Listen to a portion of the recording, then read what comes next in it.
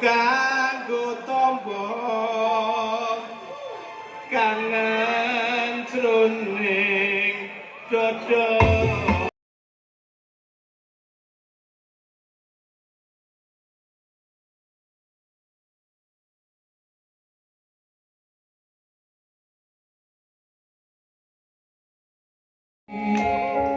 Karena kau yang memilihku,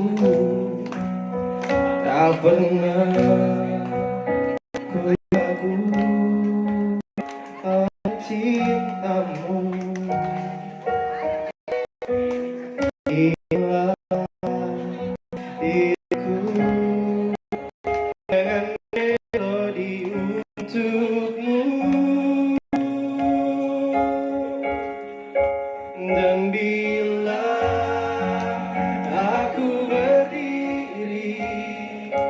tegak sampai hari ini, bukan karena kuat dan hebatku,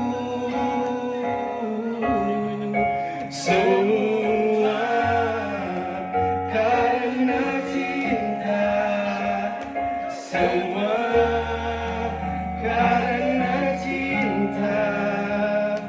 Tak mampu diriku dapat berdiri tegak.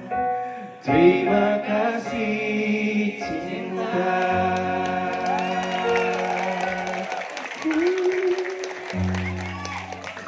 Lanjut. Masing 1 sampai 2. Tadi dari dan pertama sampai 8 saya akan sebutkan satu. Nanti Pak Lukas menambahkan ya 1 dan 2.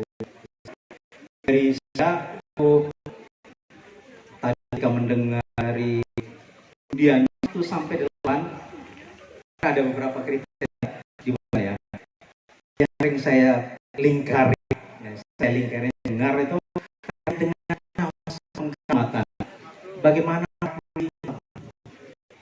kan ada kalimat biasanya 3 itu ya kan, dan kalau antara kita di mana mesti ngambil nafas dulu.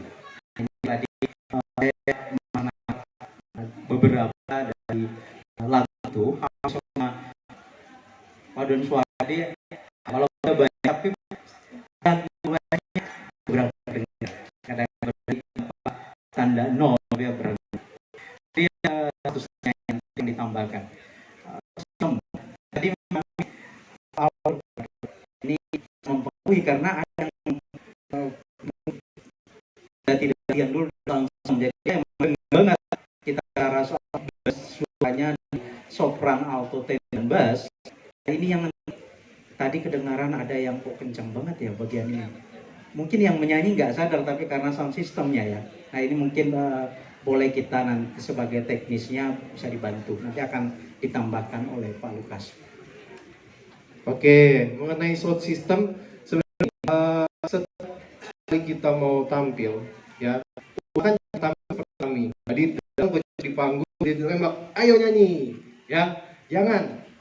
Kalau misalnya kita mempersiapkan sesuatu dari lama, coba minta atau panitia, kalau misalnya mungkin panitianya kurang peka untuk menyediakan itu, pesertanya mungkin Mas Panitia boleh nggak kami coba panggungnya ya.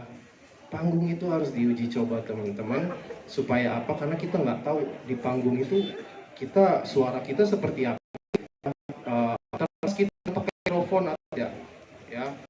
Harus ada cek sound dan cek panggung, dan itu penting sekali di performing art, di seni pertunjukan ya, cek panggung. Terus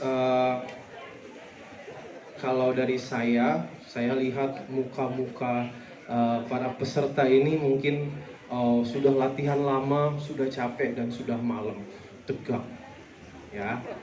Menurut saya paduan suara itu adalah kesenian yang rumit. Harus pikirin volume suara, intonasi dan ketepatannya, blending, harus mendengarkan teman, melihat konduktor, rumit. Banyak sekali faktor yang bisa bikin paduan suara kita akhirnya berkurang nilainya. Tapi akan lebih enak kalau dijalankan dengan hati yang nyaman, muka yang gembira.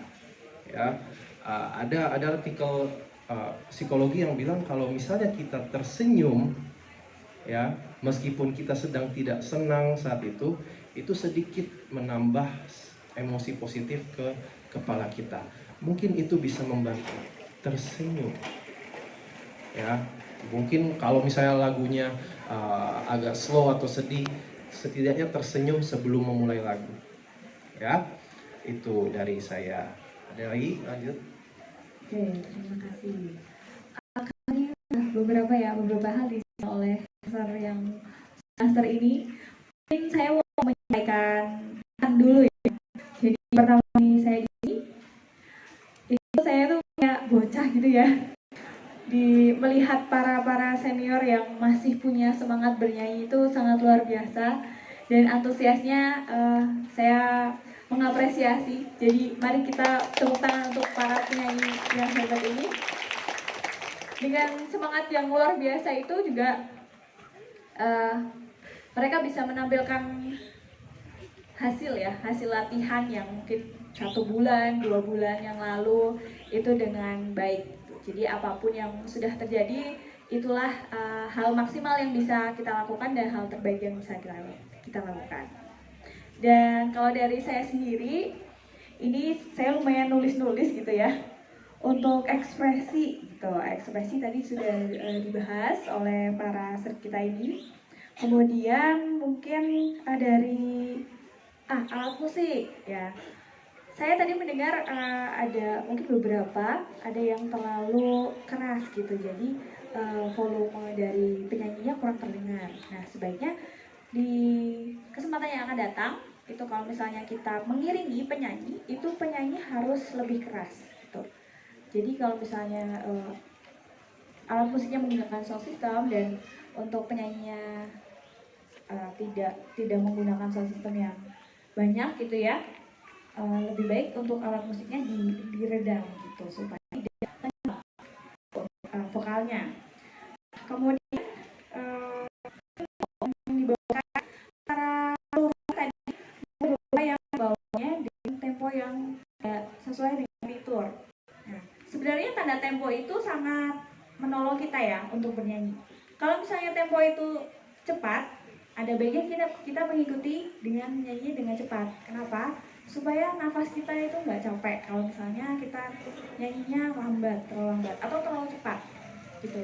Jadi tempo standar itu menolong kita saat kita bernyanyi sebaiknya. Nah, jadi nanti di kesempatan yang akan datang bisa diperbaiki lagi. Kalau misalnya temponya 78, dicari di metronom berapa ya, 78 itu seberapa.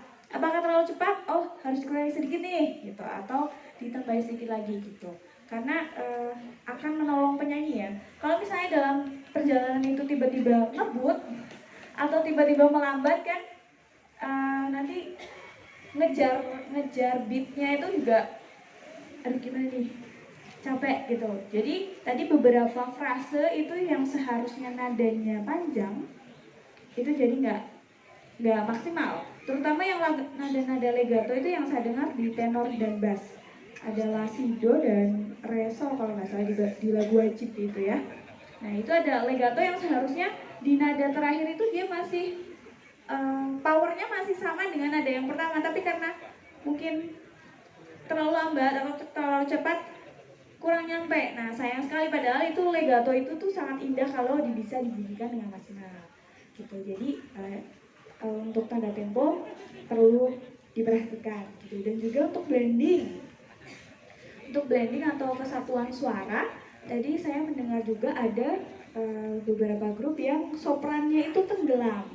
Nah, saat mempelajari lagu kita harus tahu nada utamanya ya, atau istilah musiknya itu cantus firmusnya gitu. Siapa nih? Apakah sopran, apakah tenor, atau alto atau bass? Harus diperhatikan di situ. Dan yang menyanyikan nada utama itu ya harus yang paling terdengar. Jangan sampai tertutup oleh nada-nada pendukung yang lain. Misalnya tadi harusnya itu kan nada utamanya itu sopran, tapi tenornya itu terlalu keras gitu, mungkin terlalu bersemangat ya, bagus tapi harus diredam gitu, karena si pemeran utamanya adalah sopran. Jadi kita harus menyokong sopran supaya si sopran ini terlihat menonjol. Ibaratnya kalau kue itu alto tenor tuh toppingnya gitu loh. Nah bassnya itu tempat kuenya. Nah si kuenya ini adalah sopran. Jadi si sopran ini harus yang paling terasa gitu ya. Jangan sampai kalah sama toppingnya gitu. Bukan berarti si topping ini nggak penting, nggak. Semuanya penting. Tapi kita harus melihat kualitasnya gitu. Mana yang di nada utama, mana yang jadi basic dari akornya atau rootnya. Terus mana yang menopang si nada utamanya basicnya gitu. Pada sebuah rumah itu fondasinya gitu. Nah, sopran itu seperti atap. Nah, alto dan tenor itu seperti tiang-tiang yang menyangga, itu kan saling mendukung ya satu sama lain, seperti itu. Dan juga artikulasi. Nah, artikulasi terutama di huruf-huruf konsonan dan vokal, misalnya H, M, dan NG yang dibaca eng gitu ya. Itu tadi saya banyak mendengar kurang terdengar, misalnya Allah. Allah, usahakan Allah itu hanya itu terdengar jelas di bagian akhir. Tapi tadi ada yang Allah, gitu kan? Jadinya Allah itu apa ya? Gitu. Allah, rumah, gitu, kasih, gitu. Jadi hanya terdengar jelas. Atau N, S, gitu. Dan pengucapan kata-kata yang seharusnya tidak diucapkan dengan double, misalnya Bapak. Bapak itu kan BAPA, Bapak. Jadi harus diucapkan dengan jelas Bapak, bukan Bapak. Kalau Bapak jadinya BAPPA, bukan Bapak. Bapak ya. Clear gitu. Dan misalnya kini juga tadi saya mendengar kini bukan kini tapi KINNI gitu. Seharusnya kan kini. Jadi artikulasi itu juga harus diperhatikan supaya bunyinya murni gitu. Iya. Sepertinya itu dari saya ya, panjang sekali. Terima kasih. Sudah ini mungkin dari Mister ada yang akan ditambahkan kembali. Saya silakan. Catatan saya yang belum keluar, disiplin mata. Ya, disiplin mata, lihat ke konduktor. Terus blending tadi sudah. Intinya teman-teman mendengar, saling mendengar satu sama lain, tidak hanya bernyanyi. Kita juga perlu mendengar untuk dapat balance itu di mana kantus primusnya. Lalu sama saya mau komentari satu lagi, warna suara. Warna suara untuk paduan suara itu sebenarnya secara umum tidak beda jauh dengan nyanyi pop. Sebenarnya ya, bukan dibuat-buat bulat, bukan dibuat-buat gelap, tapi terang jelas dengan kualitas artikulasi yang juga jelas, seperti saya berbicara kepada Bapak Ibu sekalian sekarang ini. Ya, kenapa mesti seperti itu? Karena dengan seperti itu artikulasi itu akan sangat terbantu pertama, kedua itu akan membuat kita semakin santai bernyanyi. Ya, kalau kita bikin suara Keuskupan Agung Jakarta sebagai persekutuan, sounds good, terdengar bagus. Tapi kalau saya nyanyi seperti itu susah di blend sebenarnya. Ya, susah untuk yang lain mengikuti kualitas suara saya. Ya, jadi usahakan senatural mungkin. Memang itu bukan proses yang mudah, tapi mulai mindsetnya seperti itu. Itu menurut saya. Pak Baran mungkin tadi sudah disinggung, saya mau sampaikan biasanya di akhir lagu dirigen selalu begini ya, artinya kan diam ya. Ternyata tidak semua akhir itu dengan begini. Kalau nada terbuka misalnya kami, tidak mungkin kami langsung tutup mulut ya, kami. Ada yang gini. Jadi hati-hati dengan yang akhir ya, huruf akhir. Ada yang ditutup mulutnya, ada yang tidak. Nah ini yang terakhir itu kami. Itu yang tambahan ya. Hal kecil tapi sering kita terlewatkan, seolah-olah lagu selesai dengan begini. Akhir ada yang harus begini karena vokalnya gitu. Tambahan. Terima kasih.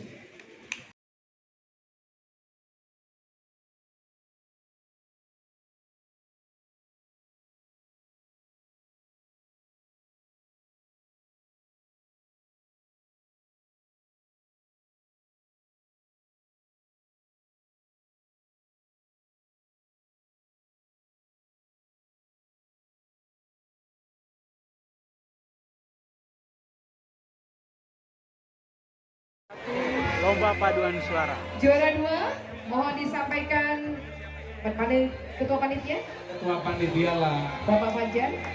Ya. Kemudian nanti masih mendampingi foto ya, Bapak. The second winner. Kemudian Mbak Jatur mohon naik ke atas. Mohon kesediaan dari Bapak Catur untuk memberikan kepada juara ketiga, the third winner, Wilayah Benedictus.